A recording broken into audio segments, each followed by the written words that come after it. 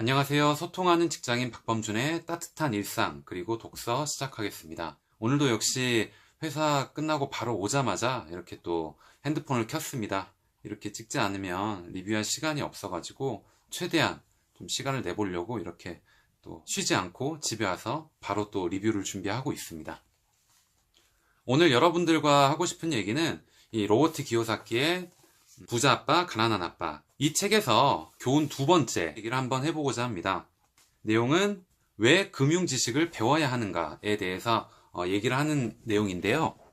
로버트 기요사키는 교훈 첫 번째에 이어서 교훈 두 번째에 금융 지식을 꼭 배워라. 금융 지식이 굉장히 중요하다.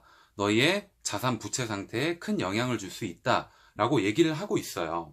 그래서 부제목으로는 이렇게 가져가고 있네요. 한번 읽어볼게요. 얼마나 버느냐는 중요하지 않다. 얼마나 모을 수 있느냐가 중요하다. 여러분들은 어떻게 생각하세요? 많이 버는 게 중요할까요? 아니면은 그거를 어떻게 모을 수 있는지, 어떻게 하면 지킬 수 있는지가 더 중요할까요? 저는 뭐 경중을 따지자면 둘 다 중요하지만 그래도 더 중요한 걸 얘기하자면 어떻게 모으느냐, 어떻게 지키느냐가 더 중요하다라고 생각을 합니다. 왜냐하면 제가 금융회사를 다니면서 여러 사람들을 만나고 여러 사람들의 재무나 이런 자산 관리를 해주면서 좀 지켜보다 보면은 고소득 전문직들 있잖아요. 의사나 변호사, 회계사들. 이런 분들이 돈을 굉장히 많이 버는 편이거든요. 많이 벌고 있음에도 불구하고 금융에 대한 지식은 사실 많이 있지는 않아요. 금융 상품에 대한 지식이라던가 투자를 어떻게 해야 된다라는 이런 것들에 대한 트렌드에는 조금 늦어요. 왜냐하면 이분들도 본인들의 생업이 있고 하루 종일 거기에 완전히 몰입하고 있거든요. 그래서 누군가 와서 지금 트렌드는 이렇습니다. 시황이 이렇습니다. 뭐 이 상품 이렇게 가입하시면 좋을 것 같아요. 라고 하는 분이 옆에 꼭 한 분씩 있거나 아니면 필요로 해요. 근데 이분들이 만약에 그런 데조차도 관심이 없다면 돈은 많이 벌지만 오히려 이 돈이 계속 새나가는 상황이 생기는 거죠. 그렇기 때문에 이 고소득 전문직들이 오히려 파산하는 사람들도 꽤 있어요. 그래서 제가 생각하기에는 많이 버는 것도 중요한 거지만 그래도 어떻게 모으느냐, 지키느냐 이 부분도 굉장히 중요한 부분이라고 생각을 한다는 거예요. 로버트 기요사키는 이렇게 얘기하고 있어요. 첫 번째도 두 번째도 가장 중요한 불변의 법칙은 자산과 부채의 차이를 명확히 인지하라. 이 부분이에요. 자산이랑 부채의 차이를 명확히 인지하라. 여러분들 자산이 어떤 거고 부채가 어떤 걸까요? 혹시 알고 계시나요? 자산은 쉽게 얘기하면 그러니까 우리가 대차대조표라고 얘기를 하는데 왼쪽 계정을 자산, 오른쪽을 이제 부채 이렇게 얘기를 하고 있습니다. 그래서 이 자산과 부채를 명확히 알게 되면 너의 향후 미래의 자산 상태에 큰 영향을 준다라고 얘기를 하고 있는 건데요. 거기에 대해서 한번 읽어보면서 제 생각도 한번 말씀을 드려볼게요. 로버트 기요사키는 이렇게 얘기하고 있네요. 터무니없을 정도로 너무나 당연하고 쉬운 얘기지만 대부분의 사람들은 이 법칙이 얼마나 중요한지 잘 모른다 라고 얘기를 하고 있어요. 대다수의 사람들이 금전적으로 고생하는 것은 이 자산과 부채의 차이를 잘 모르는 것에서 기인한다 라고 얘기를 하고 있네요. 그러면서 이렇게 얘기를 하고 있어요.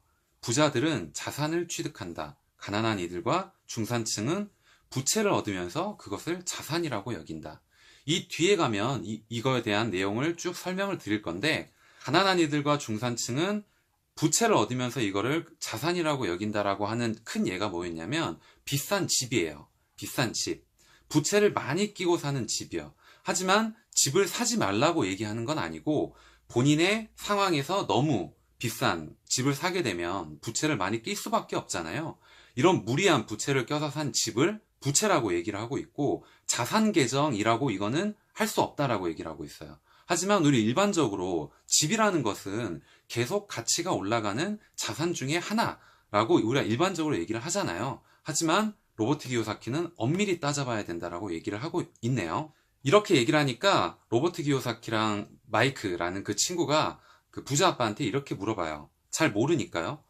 그러니까 자산이 뭔지 알고 그걸 쌓기만 하면 부자가 될 수 있다는 건가요? 라고 물어봐요.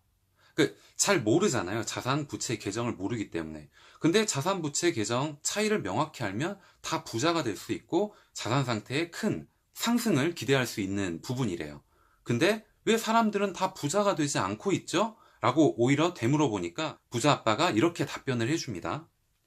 왜냐하면 이 자산과 부채의 차이를 아는 사람이 의외로 굉장히 적기 때문이야 라고 얘기를 해줘요. 그럼 이 자산과 부채의 차이를 아는 것, 계정을 명확히 이해하는 게 중요하다라는 게 되는데, 이 다음부터는 한번 명확히 이게 어떤 걸 뜻하는지 한번 설명을 해볼게요.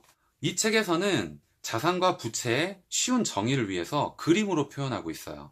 손익계산서와 대차대조표를 보여주고 있고, 거기서 돈의 흐름이 어떤 식으로 가는지, 가난한 이들의 현금 흐름이 어떻고 부자들의 현금 흐름이 어떤 방식이다라고 그림으로 아주 쉽게 표현을 하고 있습니다. 책에서는 자산과 부채에 대해서 이런 식으로 또 다른 표현을 하고 있습니다.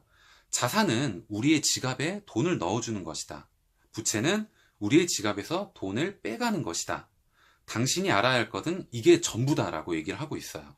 부자가 되고 싶다면 자산을 사라. 부자가 되고 싶다면 자산을 사라. 가난한 사람이나 중산층에 머물고 싶다면 부채를 사라 라고 명확히 얘기를 하고 있어요. 그러니까 부자가 되고 싶다면 자산을 사라고 얘기를 하는 거거든요. 그럼 과연 이 자산이 뭐고 가난한 애들과 중산층이 계속 산다란 이 부채라는 거는 과연 뭐길래 이 사람들을 계속 가난하게 만들고 중산층으로 만드는지 한 번 더 또 얘기를 해볼게요. 가난한 이들의 현금 흐름에 대해서 보여줘요. 현금 흐름이 어떻게 가냐면 손익계산서에 수입과 지출이라는 계정이 있는데, 수입은 우리의 급여가 되겠죠. 일반적으로요. 직장인들이라면 급여가 될 거예요. 근데 이 급여가 이렇게 직장을 통해서 들어와요. 그래서 수입이 되고 그게 지출로 빠져나가는데, 지출 계정에는 뭐가 있는지 한번 보겠습니다. 세금, 주거비, 그 다음에 식비, 교통비, 의복비 이런 거예요. 그러니까 우리가 필수적으로 써야 될 비용 중에 하나고 안 쓸 수는 없는 항목이라고 생각은 하고 있습니다. 근데 이런 식으로 수입이 들어오면 이렇게 필수품으로 나가야 될 것. 근데 필수품도 어느 정도 내가 이 정도 금액이면 쓸 수 있는데 더 비싸게, 더 많이, 더 좋은 거를 원하는 사람들이 있죠. 그렇기 때문에 수입이 들어온 만큼 지출로 그대로 빠져나가는 거예요. 반대로 얘기를 하면 이 지출 금액만큼을 이 수입에 맞춰서 지출을 그대로 쓰고 있는 거예요. 이 수입에 맞춰서 지출 금액을 줄여나가야 되는데, 대부분의 직장인들은 이 수입이 이 정도이기 때문에 여기에 맞춰서 지출을 이만큼 다 쓰려고 하고 있다라는 이런 걸 얘기하고자 하는 걸로 저는 생각이 돼요. 그러면 반대로 부자들의 현금 흐름은 어떨까요? 부자들은 이렇게 손익계산서가 있고 대차대조표가 있다라고 하면은 수입이 직장을 통해서 들어오지 않아요. 직장에 투입한 노동력의 대가로 인한 급여로 들어오는 게 수입이 아니에요. 부자들은 가만히 있어도 이 대차대조표의 자산이라는 계정에서 돈이 이렇게 흘러 들어옵니다. 가만히 있어도, 놀고 있어도 자산 계정에서 돈이 흘러 들어와요. 그러면 이렇게 돈을 만들어주는 자산 계정에는 무엇이 있는지 한번 볼게요.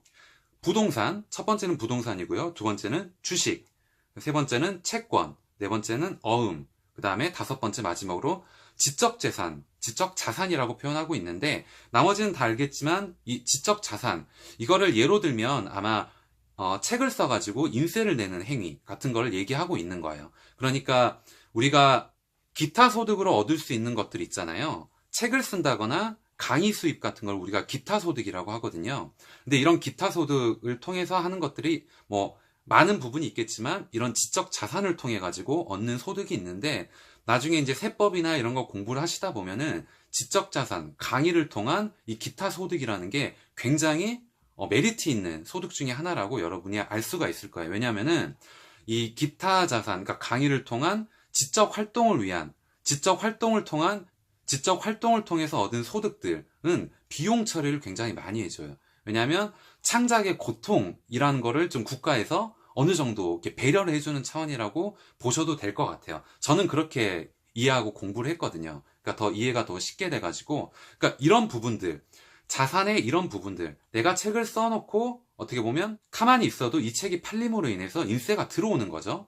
그리고 부동산 같은 경우는 만약에 내가 어떤 집을 한 채 사서 임대를 내줬다라고 가정을 해볼게요. 그러면 월세가 들어올 수 있을 거고 전세금이 들어올 수가 있겠죠. 저는 집을 사놓고 임대 계약을 해줬을 뿐인데 가만히 있어도 따박따박 매월 월세가 들어오는 구조인 거예요. 이런 자산들을 통해서 수입의 흐름이 들어오게 되고 이 수입의 흐름을 가지고 지출을 하게 되는데, 중요한 거는 지출에 대한 게 굉장히 적어요. 부자들은 지출에 대한 게 굉장히 적습니다. 왜냐하면 지출이 적어야 이 수입의 일정 부분을 남길 수 있고 그 남은 금액을 어떻게 할까요? 부자들은 또 이 자산을 사는데 활용을 합니다.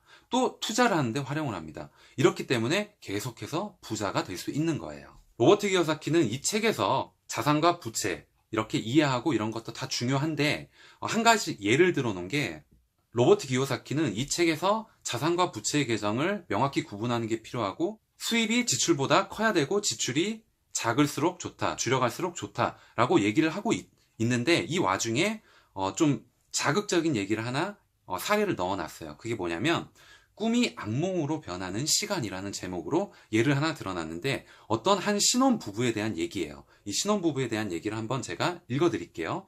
열심히 일하는 사람들은 전형적인 패턴이 있다고 얘기를 하고 있어요. 교육을 많이 받은 행복한 젊은 부부가 조그만 아파트에 월세로 신혼집을 얻는다라고 얘기를 하고 있네요. 그러니까 일반적으로 거의 다 이렇게 시작을 하겠죠. 조그만 집에서 신혼생활을 시작을 하겠죠.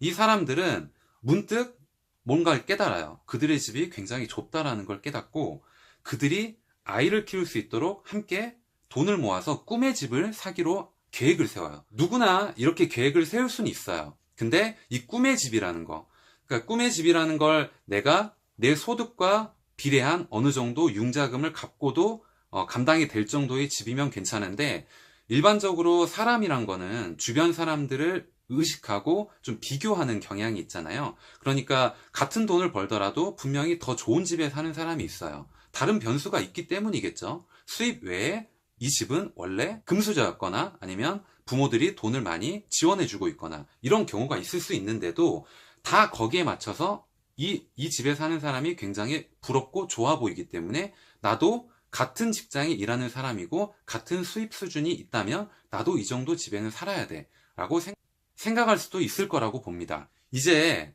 부부는 이렇게 생각을 했기 때문에 맞벌이를 하면서 직장 생활을 열심히 하기 시작해요. 그러니까 수입이 늘기 시작하겠죠? 근데 문제는 지출도 함께 늘기 시작을 해요. 손익계산서상에서 보면 수입이 는 만큼 지출도 는다라고 돼 있어요. 그러니까 이 부분을 조정하고 이성적으로 판단하는 게 굉장히 중요한데 사실 이 부분이 굉장히 어려운 부분 중에 하나라고 생각을 하는 것이 저도 직장인이고 월급 급여를 받고 있지만 어느 정도 시간이 지나고 급여 수준이 이 정도 됐다라고 했을 때 사람들은 일정 부분 어떻게 뭐라고 표현하죠? 품위 유지비라고 얘기를 하죠. 이 정도 직급이 됐고 이 정도 연차가 됐기 때문에 그래도 이 정도 차는 가지고 있었으면 좋겠고 이 정도 브랜드의 옷은 입었으면 좋겠어. 이런 게 기본적으로 있기 때문에 지출도 따라 늘어나게 됩니다. 저도 그 부분은 굉장히 공감을 하고 있고 저도 이 부분을 줄이기 위해서 굉장히 많이 고민하고 있고 상의를 많이 해요. 항상 와이프랑 상의를 많이 하고 있습니다. 소득이 증가하자 그들은 꿈꾸던 집을 사기로 결심을 한대요. 꿈꾸던 집이었다면 물론 굉장히 좋겠죠. 좋은 집이라고 하면 비싸고 입지가 좋다라는 걸 대변하는 그런 거일 수도 있어요. 일단 새 집을 사고 나면 그들은 이제 재산세라는 새로운 세금, 새로운 비용이 생긴다라고 얘기를 하고 있네요. 그리고 그 다음에 이 사람들은 새 차를 사고 새 가구와 살림살이를 통해 가지고 새 집을 단장한다라고 얘기를 하고 있어요. 뭔가를 계속 사고 있네요. 그러다 어느 날 눈을 뜨면 부채 부분이 주택융자와 신용카드 빚이 빽빽하게 들어차 있는 것을 보게 된대요. 부부는 이제 쇠양지 레이스라는 함정에 빠져 있다라고 얘기를 하네요. 쇠양지 레이스 기억나시나요? 계속 쳇바퀴 돌듯이 하루하루를 1년을 계속 반복하는 건데 어떤 식으로 반복을 하냐?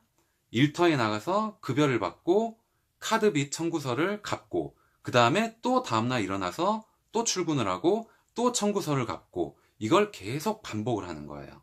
이걸 바로 쇠양지 레이스라고 표현을 했었는데 지금 이 부부가 쇠양지 레이스라는 함정에 빠졌다라고 얘기를 하고 있습니다. 곧이어 아기까지 태어난대요. 아기까지 태어나게 되면 더 비용이 많이 들겠죠. 그 두 사람은 결국 더욱더 열심히 일하게 된다. 이런 과정이 되풀이 된다라고 얘기를 하고 있습니다. 이렇게 자산과 부채를 명확히 구분하고 어떻게 하면 수입과 지출의 균형을 이루느냐가 중요하기 때문에 이 부자 아빠는 이 아이들 마이크와 로버트 기요사키에게 귀에 못이 박히도록 꾸준히 했던 얘기가 있어요. 어떤 얘기를 했냐면 똑똑한 사람들은 자기보다 더 똑똑한 사람을 고용한다 라고 얘기를 했어요. 그래서 마이크와 나는, 그러니까 로버트 기요사키는 똑똑한 사람들의 이야기를 듣고 배우는 기회를 더 많이 누릴 수 있었다라고 얘기를 하고 있습니다. 부자들은 돈이 많고 자본가지만 모든 지식을 다 알지 못해요. 본인들이 아이디어가 있고 이렇게 돈의 흐름에 대해서 명확히 그 본질을 알고 있기 때문에 내가 이 아이디어를 가지고 어떻게 사업을 하면 이게 돈이 되겠다, 대중들이 좋아하겠다, 매출을 올릴 수 있겠다라고 생각은 하지만 거기에 수반되는 수많은 세부 사항들이 있잖아요. 이걸 실행하기 위해서 요구되는 법적 사항이나 세무 사항들이 있는데 이런 걸 다 알지 못해요. 그렇기 때문에 이 사람들은 전문가들을 고용해야 될 수밖에 없는 상황이 되는 건데, 이 사람들은 이런 똑똑한 사람들을 본인이 직접 일하지 않고 그냥 고용하면 되는 거예요. 이 똑똑한 사람들이 이 자본가보다 훨씬 많은 지식, 더 높은 학위를 갖고 있음에도 불구하고 이 부자들은 이 똑똑한 사람들을 그냥 돈 주고 써버립니다. 이 똑똑한 사람들은 그냥 급여를 받고 일을 할 뿐이에요. 그게 어떻게 보면 자연스러운 흐름이라고 생각을 하게 된다는 거죠. 그렇기 때문에 늘 급여를 받고 거기에 맞게 지출을 하고 또 카드 빚을 내고 또 그 카드 빚을 갚기 위해서 또 출근을 하고 또 카드 빚을 갚고 이런 거를 계속 반복할 수밖에 없다라는 거예요. 심지어 학교를 다니면서 선생님에게 많은 질문을 해요, 이 두 아이들이. 근데 선생님이 어떤 답변을 해주냐면 좋은 성적을 얻지 못하면 사회에 나가서 성공할 수가 없다, 이런 얘기를 해요. 근데 그런 얘기를 할 때마다 이 마이크와 로버트 기요사키는 무슨 생각을 했을까요? 이건 아닌데 라는 생각을 많이 했을 거라고 저는 생각을 해요. 왜냐하면 부자 아버지한테 지금까지 들었던 얘기는 이게 아니거든요.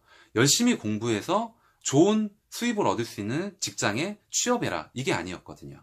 그래서 이 둘 아이들은 이렇게 생각을 했대요. 학교라는 곳은 좋은 고용주가 아니라 좋은 직원들을 육성하는 곳이다.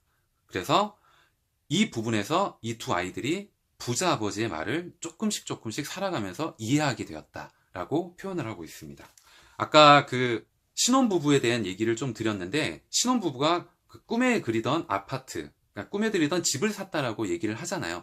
저도 모르게 아파트라고 말씀을 드렸네요. 그러니까 한국은 워낙 아파트에 대한 그 선호도가 높다 보니까 저도 모르게 좋은 집은 아파트라고 얘기를 해버렸네요. 어쨌거나 본인들이 이상적으로 생각하던 집을 샀다라고 얘기를 했는데, 비싼 집을 샀을 경우에 어떤 세 가지 결과가 나타난다라고 얘기를 하고 있어요. 첫 번째는 시간의 손실. 이 시간의 손실이 뭘 얘기하냐면 그 사이에 다른 자산의 가치가 오를 수도 있다라고 표현을 하고 있어요. 물론 여러분들이 다른 생각을 할 수 있다라고 생각하는 게 한국의 경우에는 조금 다를 수는 있습니다. 왜냐하면은 한국은 아파트에 대해서 이렇게 꾸준히, 그 부동산에 대한 가치가 꾸준히 우상향하고 있는 그래프를 보이고 있거든요, 사실은.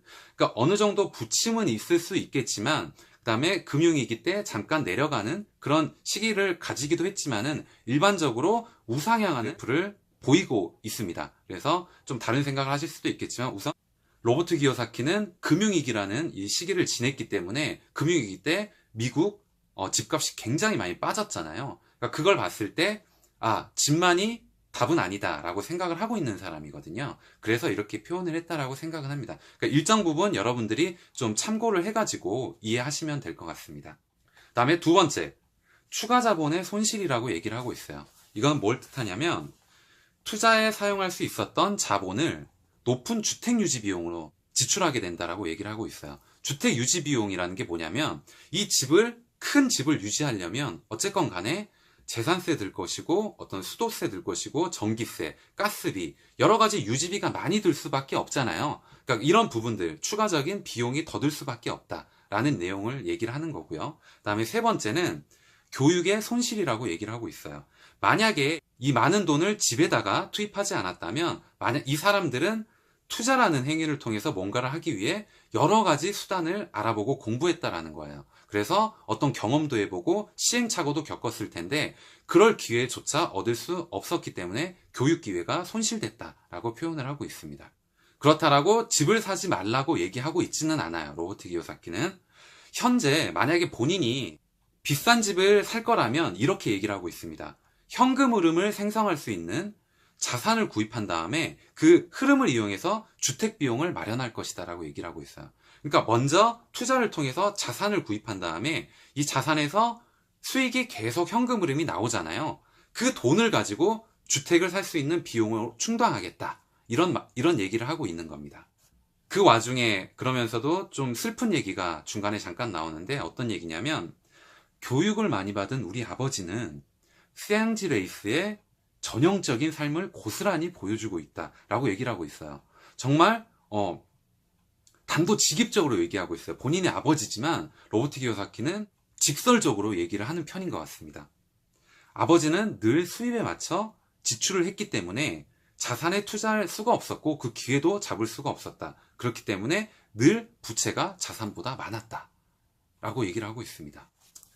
여러분들은 좀 어떠신가요? 자산이 많으세요? 부채가 많으세요? 아니면 수입이 많으세요? 아니면 지출이 더 많으세요?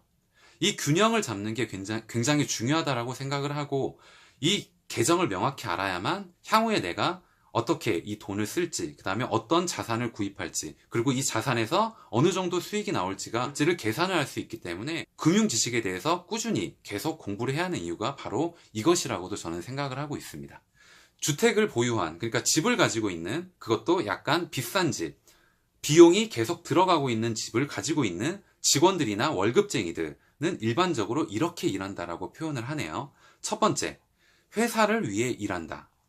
그러니까 직원들은 자기 자신이 아니라 회사를 위해서, 소유주를 위해서, 부자, 주주를 위해서 일한다라고 표현을 하고 있어요.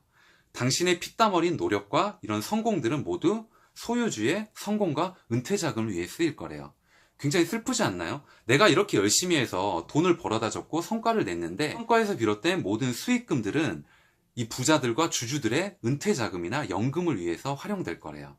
그러니까 남 좋은 일을 했다라고 표현할 수도 있겠네요. 그리고 두 번째, 정부를 위해 일한다 라고 얘기를 하고 있어요.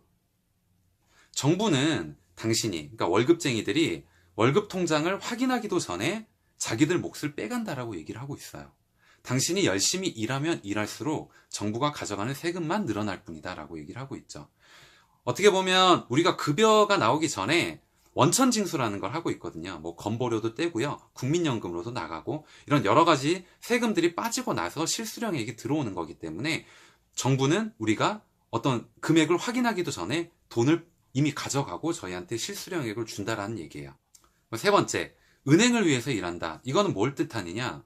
세금 다음으로 가장 큰 지출 항목은 바로 주택융자금 그리고 신용카드 빚이래요. 근데 주택융자금과 신용카드 빚 이거에 대해서는 은행이 그냥 빚을 내주나요? 아니거든요. 이자라는 걸 항상 발생시키거든요. 가만히 놔둬도 이자가 계속 들어오게 만들어요. 그 이자 수익을 은행은 얻는 겁니다. 그래서 은행은 가장 큰 수익원은 예대 마진이라고 얘기를 하고 있죠. 예금이 들어오고 예금은 2.0%를 주는데 대출은 5%짜리를 해주는 거예요. 그러면 그 예금과 대출의 그 차이가 3%잖아요. 그거를 예대 마진이라고 하는 거예요. 3%는 은행이 계속 수익으로 가져가는 겁니다. 이게 가장 큰 수익원이에요. 자, 지금까지 여러 가지 말씀을 드렸는데 제가 마지막으로 핵심 정리 내용을 다시 한번 찍어드리면서 제 생각을 다시 한번 말씀을 드려볼게요. 여러분들도 지금까지 들었던 내용을 내가 이 얘기 들으면서 우리 집 자산 상태는 어떻지? 부채 상태는 어떻지? 이렇게 생각을 하셨을 텐데 다시 한번 좀 생각을 해보면서 들으셨으면 좋겠습니다. 로버트가 말하는 제1법칙 첫 번째도 두 번째도 가장 중요하다라고 얘기하는 거는 자산과 부채의 차이를 아는 것, 오직 자산만을 구입해야 한다는 것이다. 이것만 명확히 알아도 된다라고 얘기를 하고 있네요. 그 다음에 중요한 것은 얼마나 버느냐가 아니고 이 돈을 어떻게 지키느냐, 어떻게 보유하느냐다. 이렇게 얘기를 하고 있습니다. 이 얘기를 하면서 고소득 전문직들이 돈은 많이 벌지만 오히려 자산 상태는 굉장히 불안정한 사람이 많다라고 예시 드렸던 거 기억나시죠? 그 다음은 자산과 부채를 어떻게 생각하느냐의 그 관념 차이라는 부분에 대해서 말씀을 드리면 부자들은 자산을 획득하지만 가난한 이들과 중산층은 부채를 확보하고 그거를 자산이라고 여긴대요. 그거에 대한 가장 큰 예가 바로 융자를 끼고 산 비싼 집이라고 예시를 드렸죠. 그 다음은 만약 벌어들이는 돈을 모두 쓰는 것이 당신의 패턴이라면 소득의 증가는 지출의 증가만을 초래할 뿐이다 라고 얘기를 하고 있어요. 그러니까 수입이 늘어나면 지출도 늘어나는 이런 흐름을 가져서는 안 된다라고 얘기를 했던 거 기억나시죠? 지출을 줄여야만, 그래서 남은 금액으로 자산을 투입할 수 있는, 투자할 수 있는 여유 자금을 만들어 놓아야만 우리가 부자로 갈 수 있는 길에 들어설 수 있다라는 표현을 하는 거예요. 자, 오늘은 여러분들께 그 부자 아빠, 가난한 아빠의 교훈 두 번째, 왜 금융 지식을 배워야 하는가에 대해서 말씀을 드렸고, 얼마나 버느냐보다는 그걸 어떻게 모으느냐, 그리고 어떻게 지키느냐가 더 중요하다라는 얘기를 좀 드렸고, 가난한 사람과 중산층이 자산을 인지하는 생각, 그리고 부자들이 인지하는 자산이라는 개념에 대해서 예시를 드렸고, 일반적으로 집을 자산이라고 표현을 하고 있지만 부채를 많이 끼고 구입한 집은 자산이라고만 할 수는 없다. 꼭 집이 해답은 아니다라는 말씀을 드렸던 게 있었고요. 비싼 집을 보유하게 된 주택을 갖고 있는 직원들, 월급쟁이들이 일하는 방식에 대해서 세 가지를 말씀드렸죠. 회사를 위해 일하고, 정부를 위해서 일하고, 은행을 위해서 일한다라는 좀 안타까운 내용도 말씀을 드렸습니다. 그러니까 이 부분을 들으시면서 여러분들께서 과연 내가 지출하는 것들 중에 대부분이 과연 그냥 비용으로만 쓰고 있는지 아니면 자산을 매입하기 위해서 쓰고 있는지 한번 생각해 보시는 것도 좋을 것 같아요. 오늘 여러분들께 말씀드릴 내용은 여기까지고요. 다음 시간에는 교훈 세 번째, 네 번째, 다섯 번째 이렇게 쭉 제가 더 읽어보고 여러분들께 더 좋은 리뷰를 하는 시간을 갖도록 하겠습니다. 더 좋은 콘텐츠 가지고 다음에 또 인사드리겠습니다. 감사합니다.